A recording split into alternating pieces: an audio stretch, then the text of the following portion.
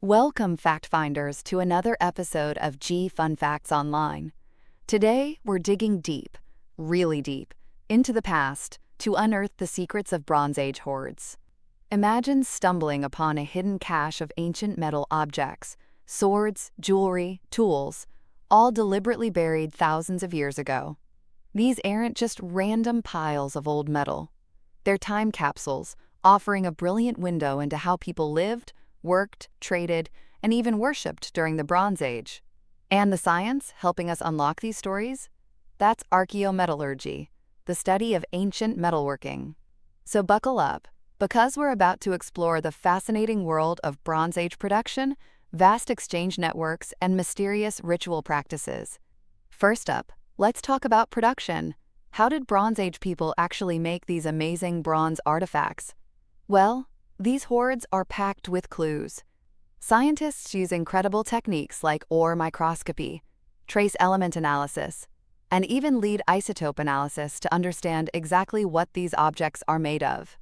This tells us the kinds of copper ores they used, what alloys they created, like the classic copper tin bronze or even leaded bronze, and gives us sneak peeks into their casting and manufacturing methods. For instance, did you know that late Bronze Age smiths were so skilled they knew how to make their tools and weapons, like those iconic double axes, super hard by selectively cold hammering the edges? And they did this without reheating them, a process called annealing. Clever, right? We even find evidence of their workshops. Discoveries of casting equipment, like molds and crucibles, show that local metal production was really ramping up in many places during the late Bronze Age. And it's not just finished products. Some hoards contain semi-finished items like ingots. These are super important because they help us understand the entire journey of metal, from raw ore dug out of the ground to a shiny, finished object. It seems some of these production centers weren't just making things for their local community. They were producing a surplus, perhaps supplying regions far beyond their own. Now, if they're making all this metal, how did it get around? This brings us to the incredible exchange networks of the Bronze Age. Think of it like ancient international trade. The chemical and isotopic signatures hidden within the metal objects are like tiny GPS trackers from the past. They allow researchers to pinpoint the origins of the raw materials. For example, studies in the Western and Central Balkans have shown a fascinating shift. Earlier on, copper was mainly coming from Eastern Serbia and Bulgaria. But by the late Bronze Age, metal from the southern and eastern Alps started appearing in the Balkans. And get this, copper from the eastern Mediterranean, in the form of distinctive oxide ingots, even made its way into the eastern Balkans, showing connections with Aegean copper networks. Imagine that journey. We see these connections reflected in the hoards themselves. In France, for instance, scientists found that copper-based artifacts from the eastern part of the country had different elemental compositions compared to those in the west during certain periods. This suggests they had completely distinct supply networks. Later on, you can see a strong influence from Alpine cultures in artifacts found as far away as Midwestern France. When a single hoard contains objects from diverse geographical origins, it paints a vivid picture of just how complex and far-reaching these Bronze Age trade routes were. These weren't just about moving raw materials like copper and tin. They were highways for finished goods and, crucially, for the spread of technological knowledge about metallurgy. It also looks like cultural preferences played a big role in shaping these supply networks and which ore deposits were mined. Okay, so they made these objects, they traded them, but then they buried them. Why? This is where things get really intriguing. The ritual deposition of hoards. The deliberate burial of tons of valuable metal objects is one of the most puzzling aspects of Bronze Age societies. Now, sure, some hoards might have been a person's hidden savings, or maybe a smith's collection of scrap metal ready for recycling. But a huge number of these hoards are now widely believed to have had a deep ritualistic meaning. What makes archaeologists think this? Several things. First, intentional destruction.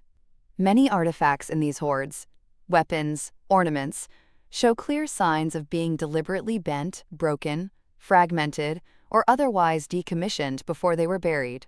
They were made unusable.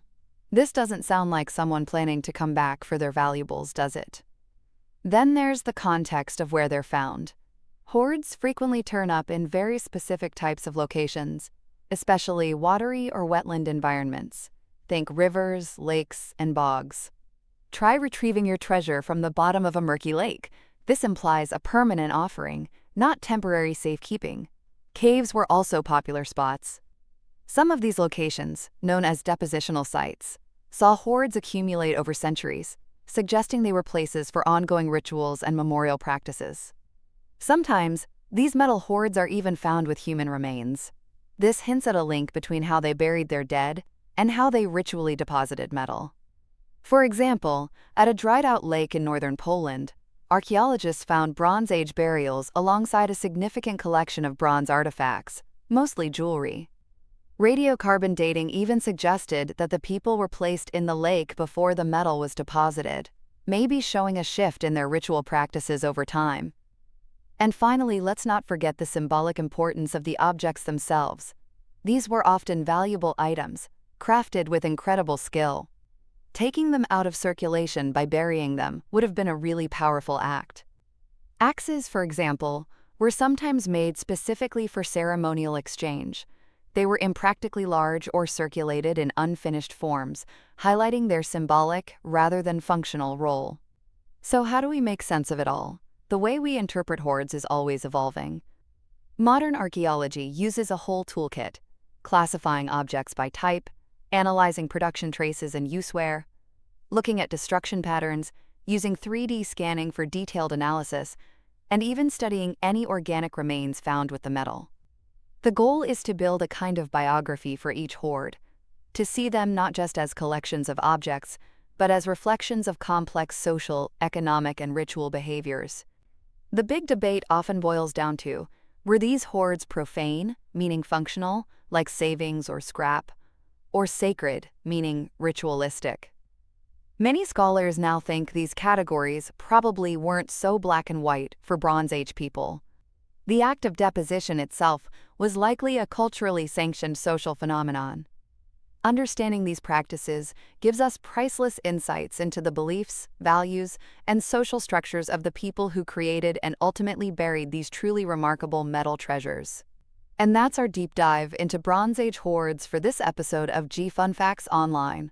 It really makes you think about what we leave behind and how future generations might interpret our own hoards. Thanks for tuning in, and join us next time for more fascinating facts.